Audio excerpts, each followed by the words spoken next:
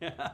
Lovely to see you. Nice to see you, Andrew. Do I detect a distinct change of attitude with this film? Did you manage to work out some anger issues here? I don't know that I was working out any anger issues, but there is something really cathartic about being super physical. Right. Well, so how did your training regime go? I mean, recently you've done non-action films, let's say. Right. And you're getting back into it. It's definitely another level. I was in pretty good shape when I started, and I had been working out with this woman, Simone. She's Aussie. And she is a great trainer. She's a dancer, comes from a dance background, and so her Body by Simone is something that I had really connected with. And when I decided to do the movie, I asked her, I said, do you think that you could get me in this kind of shape? Could we do this together? Because, of course, they want to bring some big man in to turn me into, something. And I said to Simone, I think we could do it. And she said, yeah, let's do it. So we did. We just worked our tails off. And then I would do a second workout in the day that was boxing and Krav Maga. And, then I would also train with my stunt team. So it was a lot. All right. Were you happy being physical again?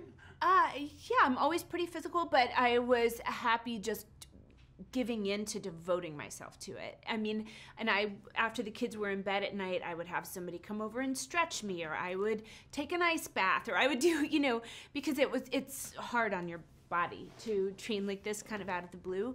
But it felt great, actually. It felt really good. And I learned a ton. It was a whole different way of moving in this movie than I had done before. Right. How have you been describing the film? Do you see it as a revenge thriller, or is it a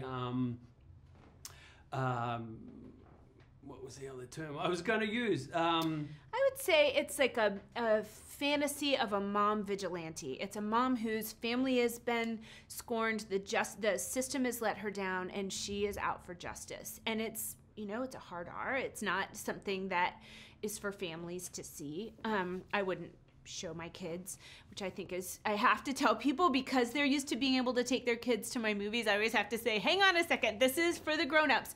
But it is like a super fun movie. And what I really like about it is that, or one thing is that, I get scared in action movies, and this has much more of a feeling of empowerment than it's not gory. Right. Well, there seems to be quite a few, for lack of a better term, girl power and female empowerment movies. Do you think it's somewhat more exciting to see a woman up there kicking ass than a man? It's kind of... I do. Yeah, I do. I do. I mean, even though there might be some women empowered or women driven films, it's still dwarfed by the number of films that are led by men. And so, which we're working on, we're chipping away. But yeah, I do like seeing a woman in peril and seeing her fight her way out, and not being afraid and being so bold, or being afraid and fighting anyway, or being pushed to the limit in the way that Riley North is pushed. Right. I know it's a movie, but did you struggle at all with the moral predicament of your character? Well, yes, certainly if I were playing this as a realistic film, it wouldn't even be a question. But luckily, there are so many movies to back up a kind of film like this, like John Wick or Jason Bourne or Taken, also by Pierre Morel, the gentleman who directed this film. So I knew that I was in good company of people who just want to take an audience along for a ride. Right. Peppermint sounds so innocuous. Yes. Yes, and yet it's not. It's not. You've really been able to sort of transcend the genres from action to romantic comedies, from television to feature films. How do you think you've been able to escape typecasting? I don't know. That is something I feel really, really lucky about it, and I have absolutely no idea. I know, I have steady hands guiding where I go and what I do, and that is beyond me when you have real partners who are helping you figure out what you should do next and how to take things and where to go. But beyond that, I think also I've taken big breaks, and I think sometimes it's nice to just step away for a bit. go home and be with the kids, and then when you come back, you can kind of reinvent yourself a little bit. Right. It seems to be part of the animal kingdom that mothers are protective.